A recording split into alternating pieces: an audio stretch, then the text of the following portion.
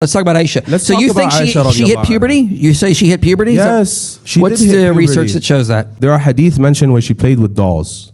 And this hadith is very controversial and it's very important. I'm glad you brought that up. Yeah, that's great. Old girls older than 16 years old are not allowed to play with dolls. She played with dolls. She was older than 16. Wait. If she played with dolls, that means she's younger than that. No. In Islam, it's forbidden to play with dolls. He just destroyed his entire argument. If it's forbidden to play with dolls and Aisha played with dolls, then she was a child because only children were allowed to play with dolls. Otherwise, it would be considered idol worshipping. Oh my God. Hi guys, doing this is Sahar TV, and in today's video, we will watch a debate about the legal age of marriage in Islam between a Muslim and a Christian guy. Both are debaters in their space, and you'll be the judge of who won this debate. Let's watch. You said on X that Islam is against child marriage. Can you back that up? Is there an age of marriage mentioned in the Bible? That wasn't my question. Answer my question, and I'll answer yours. No. Okay, I won't answer your question. You're not going to answer my question? No. Okay, then I'm going to say that Islam does allow and promote child marriage. I would say that the legal age of consent in the United States was 12 years old in the 1900s, and that America is a failed country by your logic. But I don't think that. Wait a minute, is it now? No. Then we made moral progress. Congratulations, everyone. Can Islam do the same thing, please? America is not a failed country. You know why? Because they changed the consent laws as the biological age of human beings. Why did we do that, though? Why? Because if you have a society where the lifespan is 40 years old, the woman's going to get married at 9 years old, whether you like it or not, because she has only 30 years to live. Whether you like it or not, that is the reality of the world in the past. Wait, you think everyone was marrying at 900 years ago? What age did Rebecca get married in the Bible? It doesn't say. It doesn't say? Show me where it says the age Rebecca was married. Okay, what age did Mary give birth to Jesus in the proto-evangelical? Probably late teens. Late teens? Yeah, according to the research by Michael Satlow. She was a very young teenager. Says who? She was. Says who? She was betrothed after her first menstrual cycle. Bro, you should have watched my debate. She was able to become pregnant, and that's how she got betrothed to Joseph. Yeah, actual research. Women have to hit puberty in order to get betrothed to a husband. So when Aisha radiallahu anha was able to get pregnant, that's when she became eligible for marriage. She was previously engaged to another man before she was engaged to Prophet Muhammad, peace be upon him. Are you gonna let me respond, or are you Go ahead. Keep going? Okay, so first of all, let's talk about the child marriage thing in Mary. Research done by Michael Satlow, Amram Trooper, shows that in Palestine in the first century, on average, girls were marrying between their late teens and early 20s. This idea that despite the fact I'm on his side, it wasn't Palestine. It was Judea. Palestine was renamed after Jesus died. Don't say Palestine. She was a young teen, not supported by the data out there. In fact, if you read books like Medieval Maidens, research by Keith Hopkins and Brent Shaw. You literally just said she's a young teenager. Let me finish. You said she's a young teenager. I said late teens. Okay. Teenager. Okay, yeah. Late teens to early 20s. Okay. Late teens is 4 years difference between early teen and late teen. It's 4 years. Okay, So now let's talk about Aisha. So you think she hit puberty? You say she hit puberty? Yes. What's the research that shows that? The research shows that there are hadith mentioned where she played with dolls. And this hadith is very controversial and it's very important. I'm glad you brought that up. Yeah, that's great. Old girls older than 16 years old are not allowed to play with dolls. She played with dolls. She was older than 16. Wait. If she played with dolls, that means she's younger than that. No. In Islam, it's forbidden to play with dolls. He just destroyed his entire argument. If it's forbidden to play with dolls and Aisha played with dolls, then she was a child because only children were allowed to play with dolls. Otherwise, it would be considered idol worshipping. Oh my God. If you are a teenager. Yeah, that means when she was a child. No, then. she wasn't a child because it was allowed in the household. She said that the Prophet Muhammad, peace be upon him, allowed her. If the hadith said, I was allowed to play with my friends with my dolls. Her friends were younger. She was the oldest. She was the scholar. She was the one who served in war. She was the one who memorized 2,000 hadiths. She's the one who's called the mother of all believers. The Prophet let her sin then? Because it's forbidden to play with dolls if you're a teenager. No, but here's the let her sin? Here's the problem. He let her sin, right? Here's the problem. Don't ask me a question that you're not going to like the answer to. I'm giving you plenty of good answers. No. Have you heard of the study Evolution, Development, and the Timing of Puberty, which shows that in the Middle Ages and the medieval period, it's impossible, biologically speaking, for a girl to have reached the age of menarche by the age of 9. The earliest it started was 11. You're telling me that Aisha radiallahu anha was 9 years old? Yeah, that's what the Hadith says, 5134 of Sahih al-Bukhari. Are you ready to stand on Judgment Day to prove that to God? Yeah.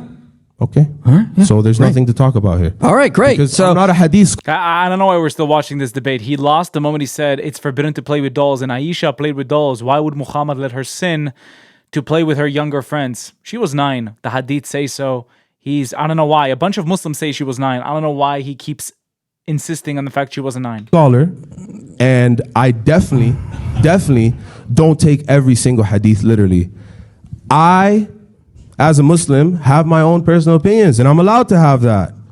I believe Aisha radiallahu anha was 19 years old when the marriage was consummated, and she got married when she was 17. Some sources say 16. Well, let's so go to I believe something she was else. late teens as well. let's go. That's wild. Are you going to ask me for evidence? Do you believe in Would you like tafsirs? to Do you believe in the tafsirs? He knows I have evidence. That's why he's not asking me for it. He's just going to show evidence that his hadith contradict themselves. Great. That's wonderful. Islam is filled with contradictions. I dare you when you go home to ask ChatGPT, how old was Aisha when she got married according to Esma's age? This ends your entire narrative behind this marriage. I'm perfectly of the fine Prophet. saying the hadith are filled with contradictions. I'm perfectly fine with that. But what do you think of the tafsirs like Ibn Kathir?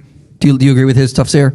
Look, I have a tafsir of the Quran right here, okay? And all a tafsir means is explanation. Okay, then can you A read certain- Surah 65:4? A certain publisher. Sure, I can read Yeah, read it. Oh no, 65:4 is not a good surah to read. It says that you can divorce a woman even before she reaches puberty, so she can be a child. Oh my God! English, because you guys can't read anything. Beautiful. I'm glad you're asking me to read the Quran. Thank Yeah, you. read Surah 65:4, and then I want to read Ibn Kathir's tafsir about that one. Sure. 65:4, please.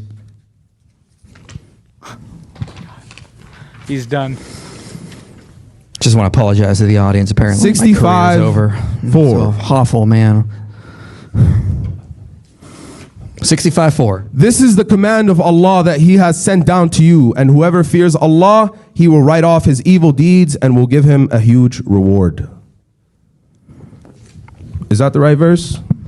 I don't know. Is it? Because I have the tafsirs up here, and they're talking. You want me to read the verse before it?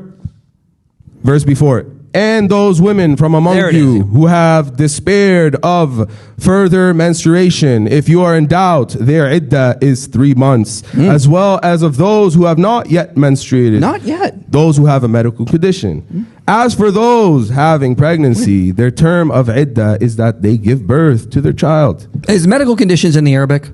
I'll read you the tafsir here because I'm not going to give you my own. All right, I'll give you mine then after that. You're not a Muslim scholar. Neither This are you. is But Ibn Kathir is, so you're gonna hear his explanation. in this kind of here. Take your time. It's all right. I'm trying to make sure I read the right That's fine. verse. Iddah in this verse means the period in which a divorcee woman cannot marry another man. For a divorcee woman, this period is 3 full periods of menstruation. So this verse specifically talks about divorcees, and the chapter is called the divorce. Go ahead. All right, let's read what Ibn Kathir says on this verse. He says, so for example, her iddah is 3 months instead of the 3 monthly cycle for those who menstruate, which is based upon the ayah in Surah Al-Baqarah, the same for the young who have not reached the years of menstruation. So it doesn't just say divorced or women with medical condition. It includes young girls who have not yet menstruated. Therefore, Allah gives permission for child marriage. You can apparently, if you're a Muslim man, marry a girl even if she has not menstruated, which is abhorrently evil. Is this really what you took away from a chapter about divorce? What I read is like the husband are obligated to provide residence to their divorcees' wives during the period of iddah. So even if you divorce your wife, you're supposed to keep her in your house and provide for her and give her shelter and feed her for 3 months. What does the Bible say about a man who rapes a virgin? It doesn't say that, but you know more than Ibn Kathir? Don't deflect. You know more than Ibn Kathir? Don't deflect. You know, the one deflecting right now is him, because the verse he just read, allows Muslims to divorce a woman who has not yet menstruated, meaning not a grown woman or a teenager. That's what it means. You didn't give me a verse, but do you know more than Ibn Kathir? I'm reading the Tafsir from the Quran.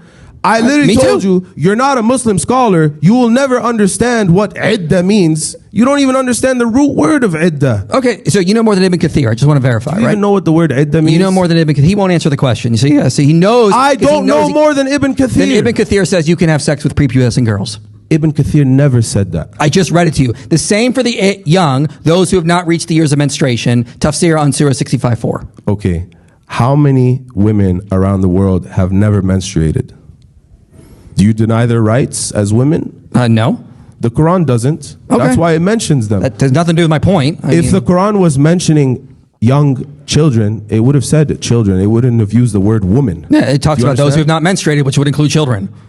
There are women who have never Yeah, menstruated. they're in that category too. It includes the young girls. They're not children. Yeah, I know. It includes those who have not menstruated, some women, and also the young girls. So where does Ibn Kathir say that? I just read it to you in his Tafsir. You want to read it again? The same for the Read it young who again. have not reached the years of menstruation. Ibn Abbas said something similar. He says, what about the waiting period for those who have not menstruated because they are too young, along with those who have not? Because of young age, their waiting period is 3 months. Okay. So these are divorcees, right? No, they're No. divorcing them that young. I mean, No. man, that's even This- worse. this- They're going through multiple marriages. This- This is abuse. This chapter is literally about divorcees. I'll pause it right here so you can watch the full thing. But just to give a bit more clarification, in Islam, in order to consummate the marriage, you have to have sex, intercourse. So you cannot divorce a woman, that you have not had intercourse with. So the fact that it says you can divorce a woman who has yet to menstruate, it means you can marry young girls as well. That's what he said. Now, this Muslim guy is trying to dig himself out of his hole that he dug himself when he talked about the dolls. Oh my God. I don't think there's a person watching this looking at this and saying, oh yeah, what the Muslim guy is saying makes sense. Unbelievable. Great debate. I'll include a full debate down below so you can watch it and come up with your own conclusions. Thank you so much for watching this video. If you'd like to get your merch, it's going to be available down below in the link. It supports the channel, supports me, and thank you so much. I'll see you in the next one. Bye-bye. If you'd like to watch more of my stuff, please check out my channel down below. If you like what you see, don't forget to subscribe to the YouTube channel and hit that notification button so you can be notified every time I upload new content. If you'd like to support me and the channel financially, you can do that using Buy Me Coffee or Patreon down in the links below. Also, we now have a Discord that you can join down in the link below. And now you can become a YouTube member and enjoy specific YouTube perks. Thank you for watching. I'll see you in the next video.